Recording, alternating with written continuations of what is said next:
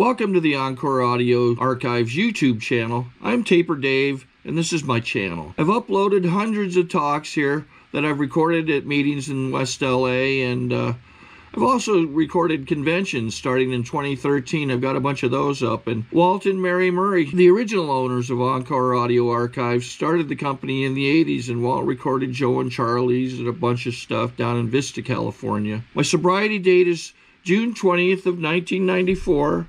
I hope you find something you like, so please like and subscribe to my channel and comment down below. If you want to hear something that I don't have or that you don't see, I'll see that I get it. Anyways, take care and have a great day if you want to.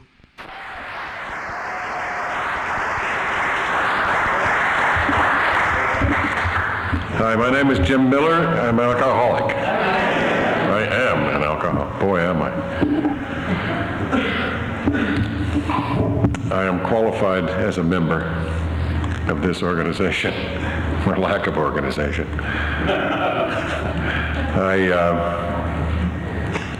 I was born into an alcoholic family. My father was the alcoholic. My mother was, so you Al-Anon folks don't feel left out, my mother was the co-alcoholic, as they say. She was the untreated Al-Anon. I grew up in a chaotic situation. My father was violent. He was dangerous. He was volatile. He was charming. He was delightful. He was witty. He was very popular. He's extremely talented. And I didn't know why he didn't like me.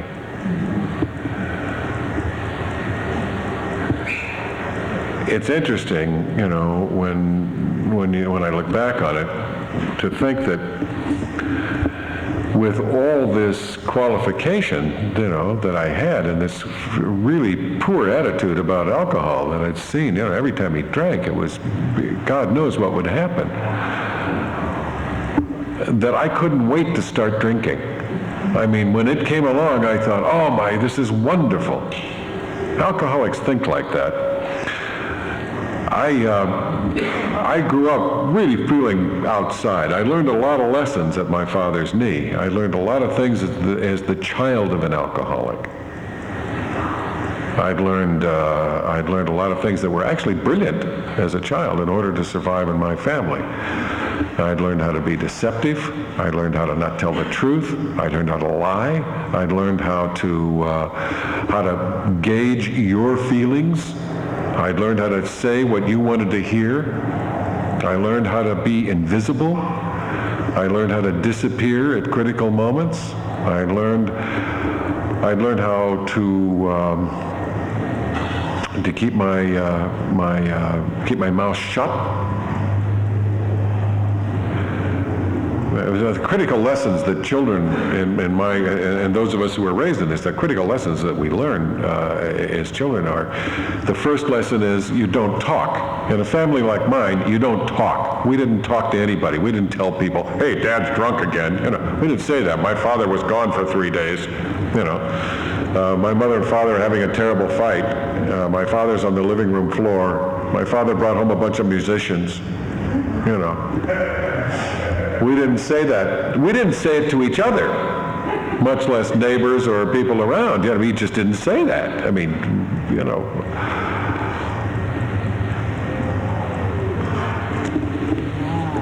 The next lesson I learned, first lesson was don't talk. You don't talk about these things.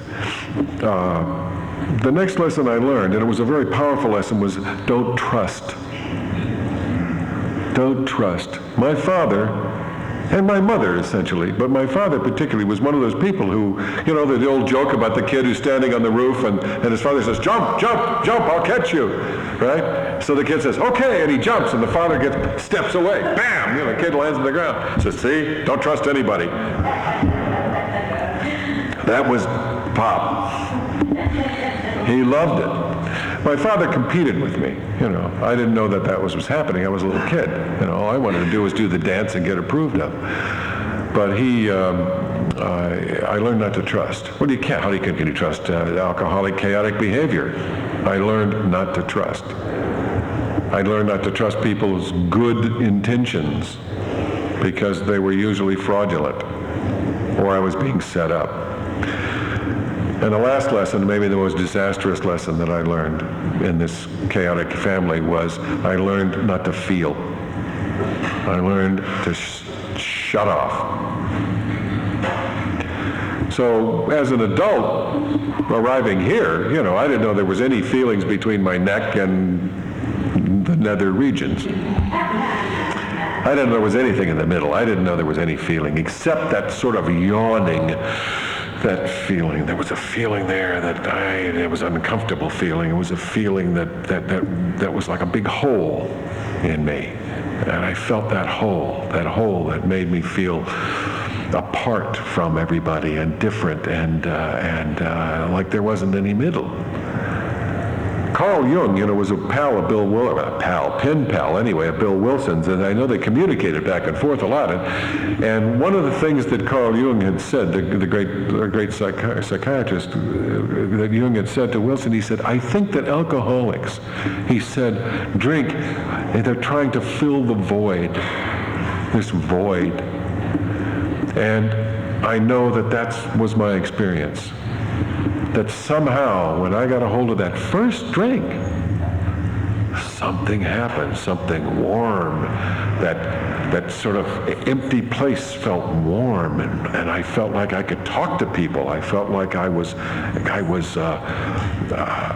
felt like I was suave and debonair, that I was witty and charming. I thought that I was wonderful.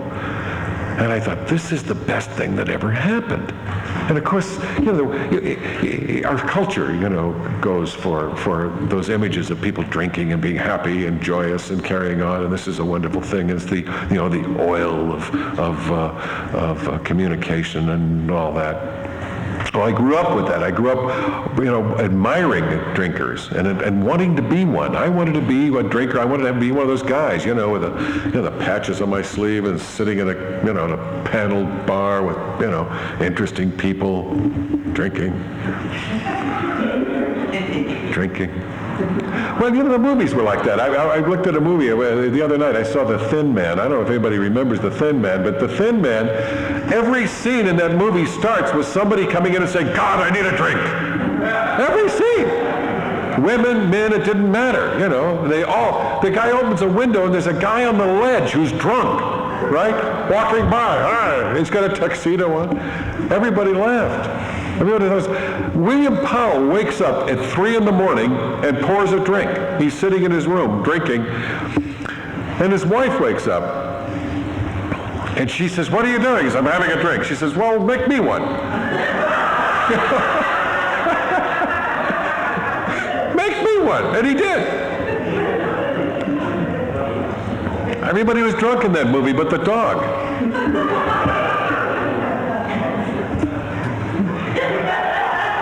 And they were all in tuxedos, and they were all sophisticated, and they all had wonderful things to say to one another. And I didn't. I never did. Unless I had a couple of drinks. Unless I had a lot of drinks. Because being an alcoholic, if one or two were good, 35, I had the proverbial hollow leg. I could drink vast quantities of alcohol. But it wasn't long before that wonderful, charming, debonair fellow became, the guy that's vomiting in your mashed potatoes. The guy that's pawing your wife or girlfriend or mother or, grandmother.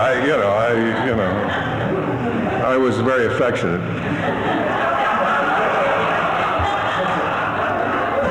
I began having blackouts. Those of you who are new, we call that time when you don't remember what happened. Somebody talked about that. Those are called blackouts. Those are like you don't remember how you got home, or those little you don't remember the last part of the party, or the dinner, or then it goes. Blackouts can get long. I had blackouts that lasted for days and days. And I don't know what happened. I still don't know what happened, but, something happened. And I was scared all the time, when I came out of these things. I'd be terrified, I'd come to in the morning, and I'd think I'd have the hangover, and I'd have the guilt and the remorse and the terrors, and I would go out and look at my bumper of my car to see if there was any blood on it. I thought, well, maybe I'd killed somebody, and sometimes there were bumps on it, sometimes there were dents in the fenders, sometimes there was, And I know that I was very worried. I was worried that, that something was going to get me. Somebody was going to get me. I started carrying a gun. It was very intelligent to do, You think drinking and driving is bad. And I had these terrors. I had a gun under my jacket, and I had fantasies that things were happening, and I became a wife beater. Not heavily, but enough these days to put you in jail. And she used to apologize because she was a drinker too. I shouldn't have gotten in your face, honey. I began drinking tomato juice in the morning so that I wouldn't see the blood when I threw up. My liver was swelling beyond recognition, and I was turning yellow, and the doctor came to give me an insurance physical. And in those days you got that, and he turned me down because my liver didn't function anymore, and I was 25 years old.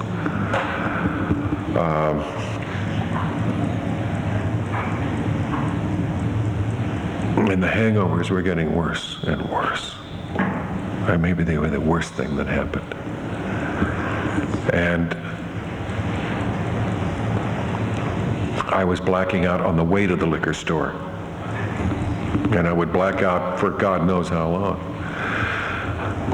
Car wrecks, terrible car wrecks. And one morning I came to after I don't know how long I'd been drunk, but I came to, and it was horrible. It was the worst. It was the worst, not because of the blood, and not because of the sickness, and not because of the pounding head, and not because of the nausea. It was the worst because it was the worst guilt I'd felt. It was the worst self-loathing I'd ever felt. The self-disgust. It was the worst. I don't know what it was, but it was worse. And I decided then that this is it. I'm out of here. I can't stand this. Because with this disgust and with all of it was a very clear, really clear, like a little window had opened in the fog, and it said, I saw that I would never not drink. That no matter how many swearing off, no matter how many tricks I did, like it says in chapter 3 that you heard tonight, swearing from brandy to rum, I did all that stuff.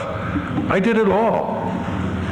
And I took pledges, and I swore on Bibles. I swore, on anything. And, and then I was back doing it again. And I knew that I would never not drink. I knew that this was it. I really knew it. And I thought, I'm out of here. I'm out of here. And I got the gun, and I sat on the edge of the bed, and I stuck it in my mouth. And I was literally pulling the trigger. Because I didn't want to call people up and leave messages. I just wanted to get out. That's how I did things. That's how I drank. Now. And in that microsecond, something happened to me. Some voice, I call it a voice, I don't know what the hell it was, but it was like, I think of it as a voice, said very clearly, hey, wait a minute, maybe you're an alcoholic. Duh. I did, it was astonishing to me. Really? This was like information. I thought, well, maybe not. I didn't kill myself anyway. So I picked up the phone. I had called. I had a business relationship with a guy, a drinking relationship too. He was an old-time drinker of some sophistication and disaster. And I called his wife, who was on AA, and she was like this AA zealot. She was like 2 years, 3 years sober. She was like, she'd go to meetings, and her eyes were kind of funny, and And she would talk about God and spiritual things, and and I would sit with her, sometimes, and I would say, oh yeah, and I would, I was a people pleaser. I would talk about my God things, how we are. You sit around a bar and you can come up with God stories or something, and you can come up with, we learn stuff when you really want to play that game. We learn how to tell you what you want to hear. We also learn little bits so you think we know stuff. That's what I did. I mean, I learned little bit about a lot of things, mainly so I wouldn't be questioned. So I called her up and she said, can you get through the day without drinking? And I said, yes. This was a total lie. I had no idea whether I could get through the day without drinking, but I knew that's what she wanted to hear. But somehow I did. Because I used to drink in the morning because I drank. I drank because I drank. That's why I drank. I mean, in the morning, get up, you have a couple of shots, and it kind of straightens you out, I drank in 6 a.m. bars because I wasn't sleeping too well, and I would go there. That's where they taught me how to drink out of a tall glass in the morning. When you shake, I was, old timers, these kindly old fellows would tell me these things. They would instruct the young man on how to handle alcohol. Like you can take your tie and put it around your neck, and put it on a tall glass with a shot in, and pull on one side, and that glass will go up pretty smoothly, and you don't get too much down your chin. And if your tie's around your neck, you don't get it on your tie, and other people don't see it. In those days, almost everybody wore a tie.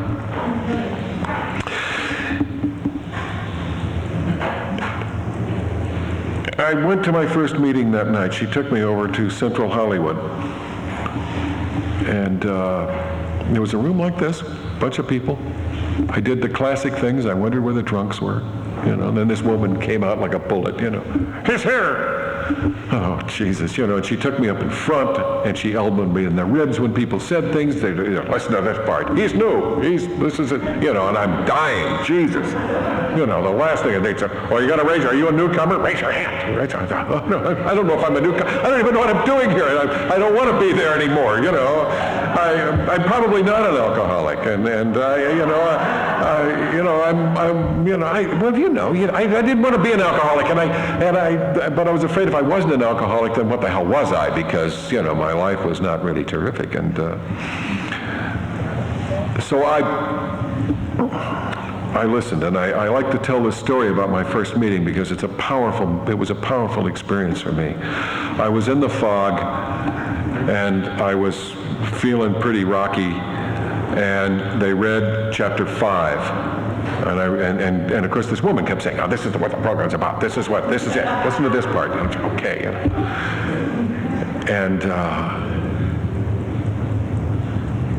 And I heard words in there, things like abandon yourself, like God,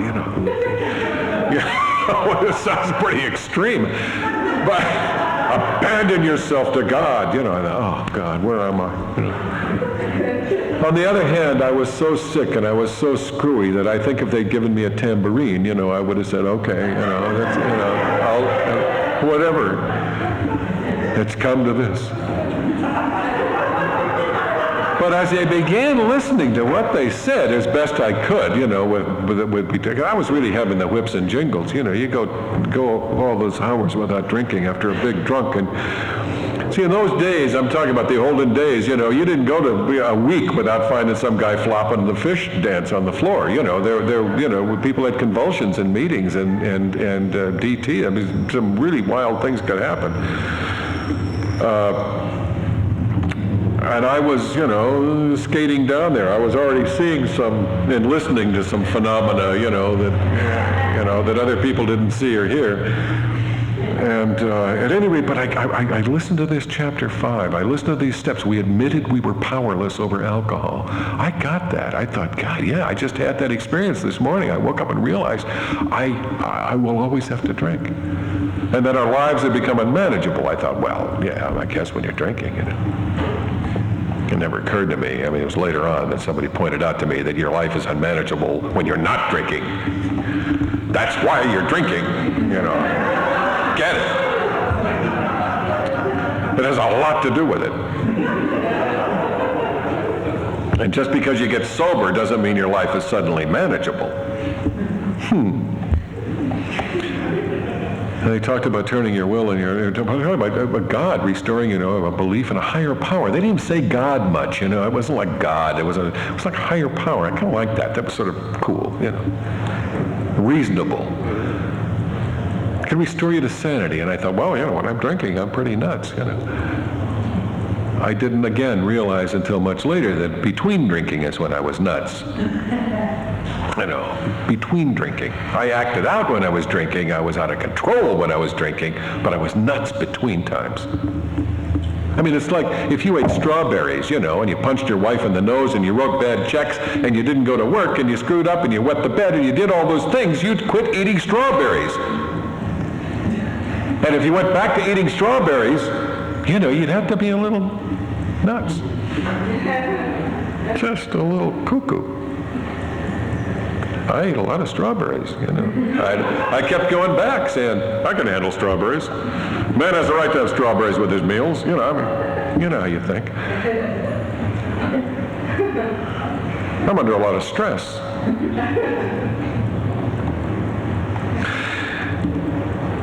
And it talked about turning your will and your life over to the care of God as you understand God. And I thought, well, maybe not. I didn't like turning my will and my life over to anything. I didn't like that idea. That kind of scared me, especially something I couldn't get a hold of, With some guy with a whip, I might turn my will over, And it talked about the inventory. It talked about making amends. I mean, it talked about a lot of things, and I didn't find it horrible. I found it a little daunting, but I didn't find it horrible. I mean, I was really shooting angles already. I was thinking about how I'd fake this and, nobody'd know and, stuff like that. But that's how my mind ran. The best part was afterwards when it said, do not be discouraged. No one among us has been able to maintain anything like perfect adherence to these principles. The point is, we are willing to grow along spiritual lines. We claim spiritual progress rather than spiritual perfection. And it just went in there and stuck. You know how something just stick? And I thought, God, that's great. I'd like a life like that. I'd like a life like that. Because I'd always thought I had to do it perfectly, right out of the chute, that I had to know stuff. I used to lie about it all the time. Do you know advanced calculus? Oh, yeah. Ever drive a submarine? Every weekend. I would have to know stuff. I didn't want to be a person who didn't know things. Because if I didn't know things, then, But this got me off the hook. This allowed me to be teachable. No one among us has been able to maintain anything like perfect adherence to these principles. I'm here to tell you. I haven't. But I am willing to grow along spiritual lines. I am willing to do that today. Willingness. Somebody spoke about willingness, and being willing to be well, being willing to be healed, being willing to let go of your old ideas.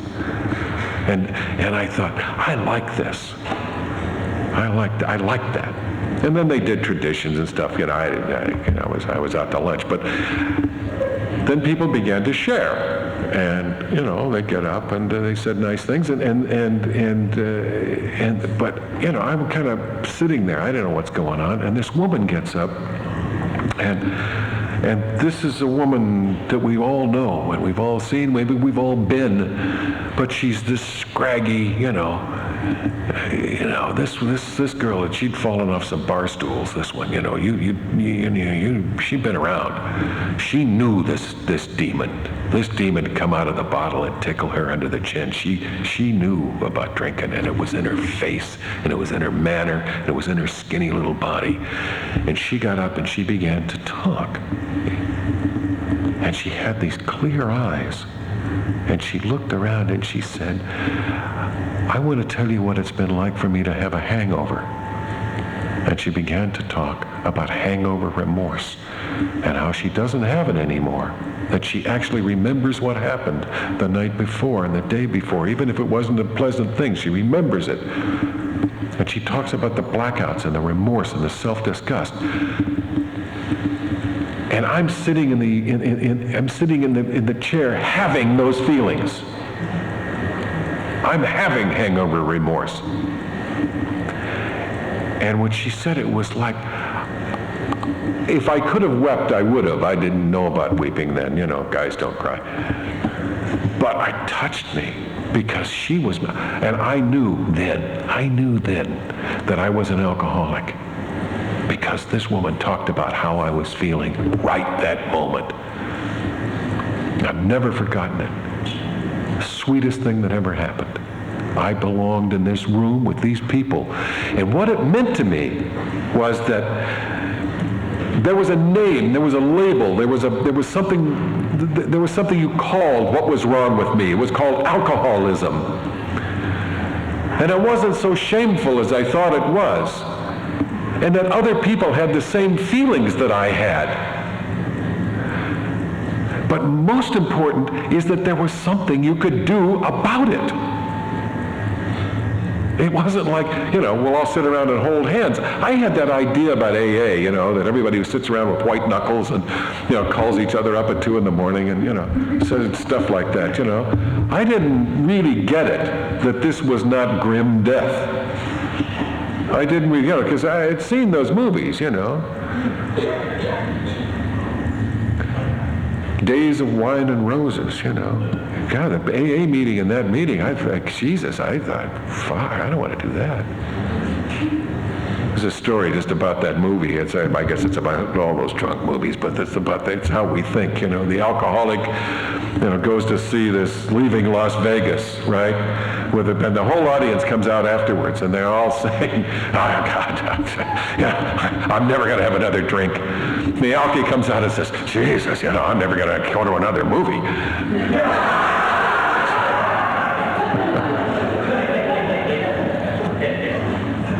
There were people in the program then, like now, there were plenty of crazy people, there were nutty people, there were people who were con men, and there were, there were so many people, even at their worst, who would give you their best. There wasn't anybody in there that said, go on and get loaded, kid, go on the block a few more times.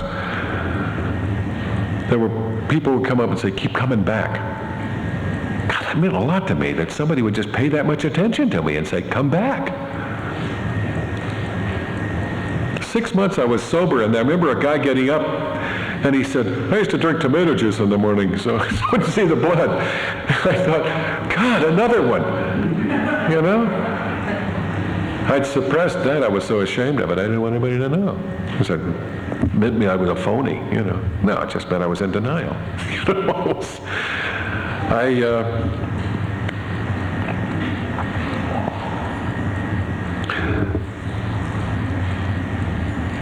I didn't change a lot in the beginning. I didn't change because I thought, well, I'll say, yes, I did change. I quit drinking. And I went to a lot of meetings. And I got all the literature, and I got all the books, and I read everything. And I read everything mostly to keep you away from me. I didn't want anybody to come up and say something to me that I didn't have, already know about. I wanted to learn the jargon of AA. Every group has its lingo. You can learn to speak doctor and probably go do an operation somewhere. Yeah, they don't know. So I wanted to belong. I wanted to belong to something, and I wanted to belong to this outfit. And I began to work the steps. And when we say work the steps, for the new people, the steps are something you do. You actually do the steps. You sit down, you get with your sponsor, you start working on those steps. You start working on that first surrender step, and the recognition that my life is unmanageable all the time, and that it's chaotic and insane, and that my best thinking is what got me here.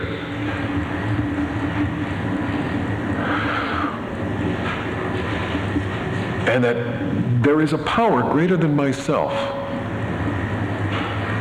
It's essential, a belief in a power greater than yourself. Read the book. And that power can restore me to sanity. Now, all I have to do is be willing to be well. Change is hard. I went to a meeting this morning, and there was a woman who said that the pain was the touchstone of spiritual recovery. And I thought, well, I didn't like to hear that, but I guess it is in a way. But pain, as the Zen masters say, or the thing I try to avoid all my life was pain. How do I get out of this? The Zen masters say that pain is holding on to that which changes. And that every time I get set in concrete, I have pain. Every time I don't want to let go, I have pain. Every time I won't let this higher power, this universal thing that I believe in and rely on, then I have pain. And if I keep hanging on, I have chaos and upset and all that stuff. I can get suicidal.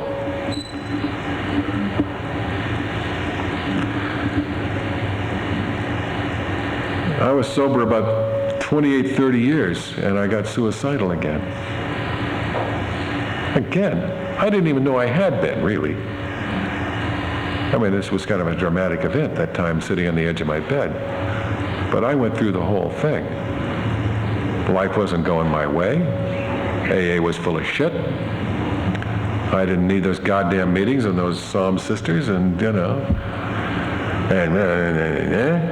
finger pointers and so I began, eating my own lunch.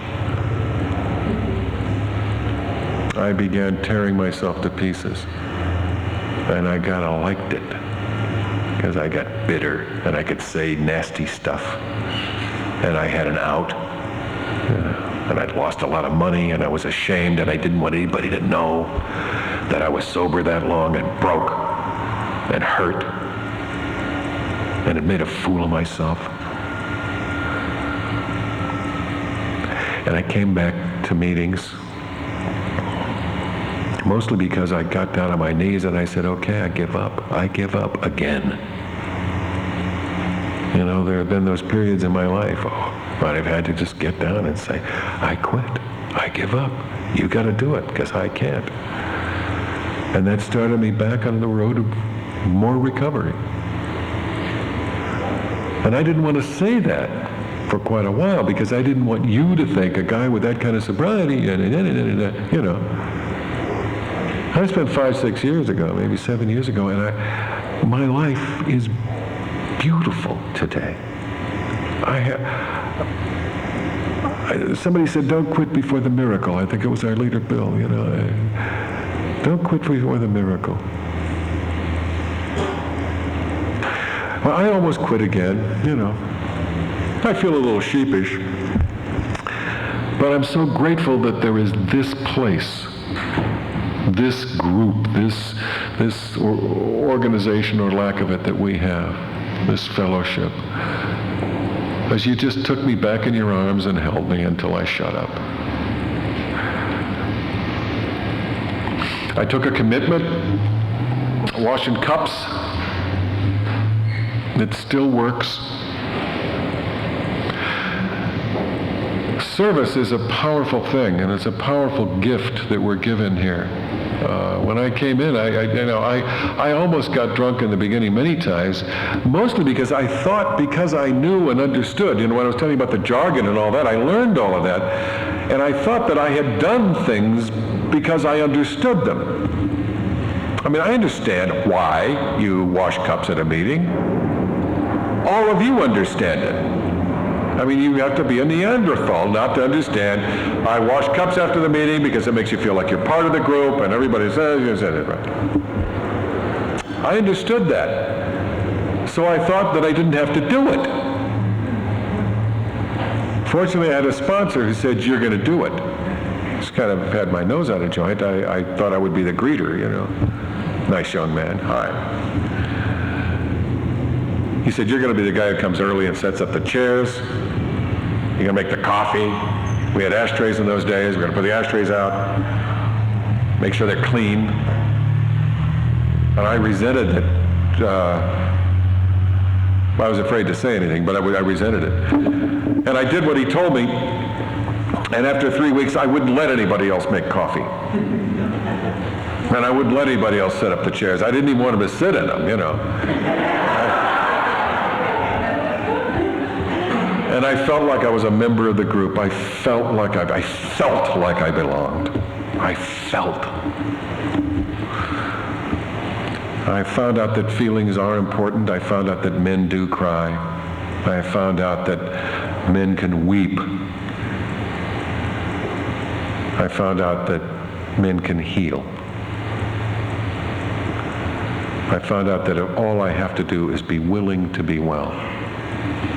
My father and all the disaster that had happened with him,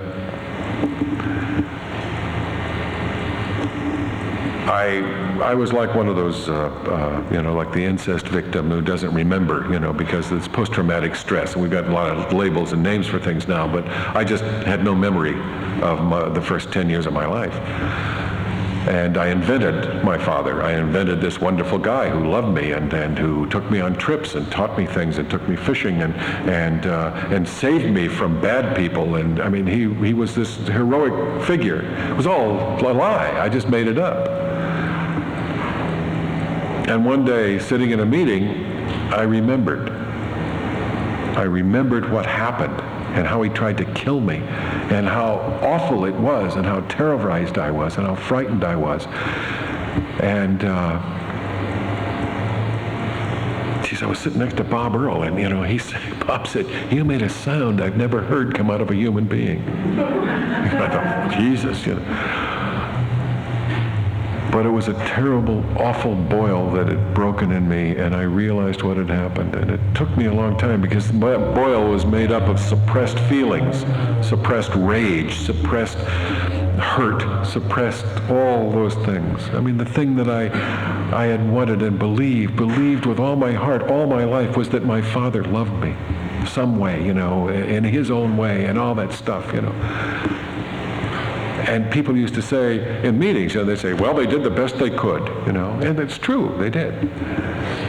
But they wouldn't let me off the hook this time, because they may have done the best they could, but they were terrible at it, and you got screwed. You got screwed. And when I came to the realization and the understanding that my father didn't love me, that he didn't want me, that he competed with me, that and had all his life, it tore my heart open. It was an awful feeling. And I was full of rage, and I was full of, and victimized and all that. And those feelings had to flow through me, and I got a lot of help. There were a lot of people who helped me. A lot of people who helped me and held me. And I found that strange things were happening. I was speaking. Things were just blurting out of my mouth without running through the censor first, Yeah, the censor was dead or disabled. Just said it, and then, oh my God. But it felt kind of exciting. It actually felt pretty good. And this went on for a while until finally I had come to a crossroads. I mean, I could continue to have these, this j'accuse, I could continue to accuse my father and to have someone to blame for all the tragedies of my life. But it had really devolved. I finally got it, that a lot of stuff in my growing up was not my fault. I got it. It's true. A lot of ways I learned to develop, a lot of misinformation, a lot of things. But my life is my responsibility, whatever it was, and whatever excuses. There are no excuses now, because I'm responsible for my life. And until I take that responsibility, I'm a guy out there saying, well, Daddy did it, Daddy, you get nowhere. All I do is nurse a resentment, and all you get to do then is be right. Oh boy, I want to be happy, gang. That's what I want. So I asked God to help me out. I asked God, I said, listen, I'm willing not to feel this way. I don't want to feel this way anymore. It hurts. It feels like hell. I don't know if I really want a healing in this situation, but I'm willing to try. And I went to see my parents. I hadn't seen them in almost a year. I couldn't go near them. And they were living down in Orange County. And it's interesting, they never called me during that time either. But I went to see them. And in our family, there's a lot of denial. You know, nobody talks, nobody says anything to anybody. Oh, how's it been going? You know, like you were just there last month, or yesterday. Now here's the miracle. This is the miracle that happened to me as a result of this program, and as a result of being willing to be well, of being willing to have a higher power step in and heal it. However that shows up, I have no idea. All I know is that I don't know how to do it. And my life is unmanageable here too. I was different. And this changed the dynamic of the relationship. And it allowed him to be different. It was that simple. I was different. I always wanted him, you know, to change. As soon as you change, I'll be happy. As soon as you change, I'll be a grown-up. As soon as you change, I'll quit screwing up. As soon as you apologize, why don't you practice the 9th step, for God's sakes? You know, as soon as you do something, if you'd change, I'd be happy. They call that the magic phone call. You know, it's where mom and dad call up and say, we were wrong. You know, and we've changed, and we're going to be the kind of parents you wanted all your life. And you're going to be happy, and we're going to be happy. We're all going to be bunnies in our hutch from now on. That's the magic phone call. Good luck. That doesn't happen. If there's going to be a change made in a relationship, I have to make it. God! I didn't like that. But I realized that that is the path of healing. I have to be willing to heal. I have to be willing to have it change. And if I'm willing, something changes. Something happens. In the dynamic of the relationship. The other person doesn't have to change. They can go off and say, screw you, you're not playing my dance anymore. I don't want to do that. I guess you say, okay. But it's astonishing. My father, it's like the doors opened and he ran through the doors. He didn't want this terrible relationship either. And we fell in love, my dad and I. We fell in love. I got the father. I got my dad. I got my dad as an adult. He got a son. I got to help him die. I got to be there. I got to be there. That doesn't mean, my father had a lot of problems, saying, I'd drive him crazy. I'd say, I love you, Pop. He'd say, so we had to say something, and he'd kind of get misty, and he'd say, God damn it, you're going to make a dame out of me, my father, Or I'd say, when you say that to me, when you undercut me like that, it feels really lousy, and I wish you wouldn't do it. It always made me feel like a punk, and I don't like that, I could say it that simply. And he'd get pissed, he'd say, oh, God damn it, what are you, some kind of sissy, and he'd do all that stuff. But this was a gallant man. This was not a bad guy. Hour later, he'd say, oh, man used to do that. He didn't say, I'm sorry, and here's my amends, it wasn't the fantasy. What it was beautiful. He made me cry when he did that. He got it. And he got how I felt, and it made us close. And that's this program. That's being willing to be well. That's the first, second, third steps. The fourth and fifth steps of looking at my part. What was my part in all this growing up? I wasn't just standing there and the truck ran over me. I was a devious little son of a bitch.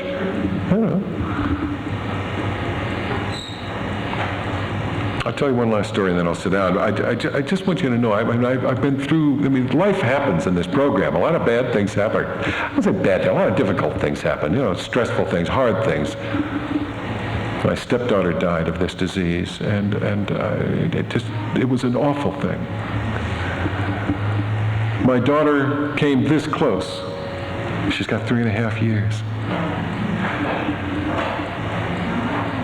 I got a chance to go to Italy a couple of years ago, and I was in Florence. And you know, Florence in Italy is like the home office of great art and sculpture and classical stuff and the Renaissance. And I wandered into a little museum, a little kind of side museum. You've heard this story. And in there were some incredible sculptures by Donatelli. I discovered that every time I looked at something that kind of touched me, you know, there'd be some face or a look or, you know, something carved 500 years ago. It was like yesterday.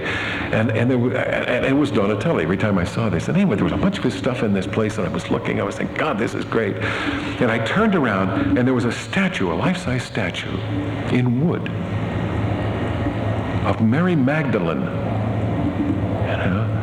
Now, Mary Magdalene has always been portrayed, in my view, as this, you know, kind of lovely, repentant woman who's, you know, who's like smiling and go and sin no more, and she sort of floats around. What Donatelli did with her was he made her into this skag. She was this woman like the one at my first meeting. She was scrawny, she was blind, and she was, you know, she'd been working the alleys, this girl. You know, she'd had a box out there someplace, and she, you know, and she wasn't doing too well. And she was posed in such a way, and she had her hand out in such a way, that the words leapt into my mind, and she was saying, you mean me? Me? Somebody like me? I can have this thing? It really choked me up. I had to sit down, and the tears are running down my face. I was really moved, and they understood. Because she was us, all of us.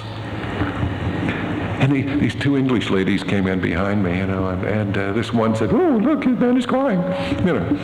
And the other one said, "Oh yes, look." And she sat down behind me, this lady, and put her hand on my back, and she wept. She was an alcoholic from London, and she got it. We got it. Thank you very much.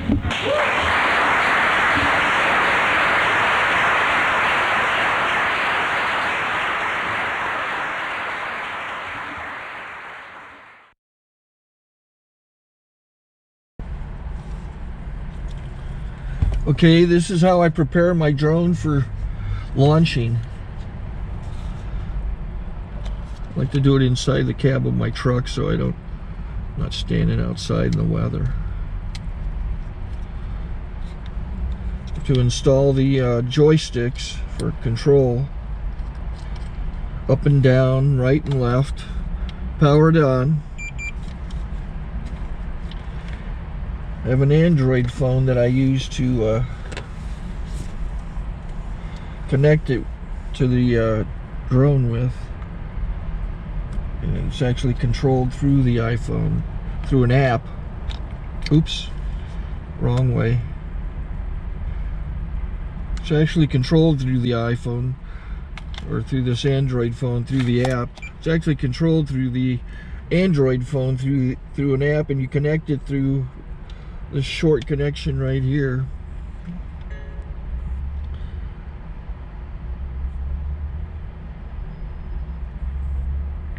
Remote control connected. Remote control's connected. So I pull out the drone. I have to extend the legs. Long legs extended first, then the short legs. Remove the gimbal protector. Set that aside, then power it on one short burst, then one long burst. I lay it down. So I have to go to calibrate. So the drone's not connected yet. It shows you here as this drone gets disconnected, even though the remote's powered on. So the drone has to establish it's connected. So I go into the app to calibration mode. First, I'll calibrate the remote controller. Start calibration. Out, in, oop, out, in, up, down, and then this little wheel is to control the gimbal. So it's calibrated. Go to gimbal calibration, start calibration, and then it calibrates the gimbal. I don't know if that shows up. The gimbal's moving all over the place. Changes, you can see it on the video. And I'm calibrated to take off. It's acquired 7 satellites at the moment. There are 26 satellites up in the sky, which it has to acquire before you can take off. So it's connected. It's got enough satellites. This is white. I can go to press this little arrow button, swipe right to take off, and it would start the motors if I slid this to the right. But I'll wait till I get outside. Don't want to do it inside.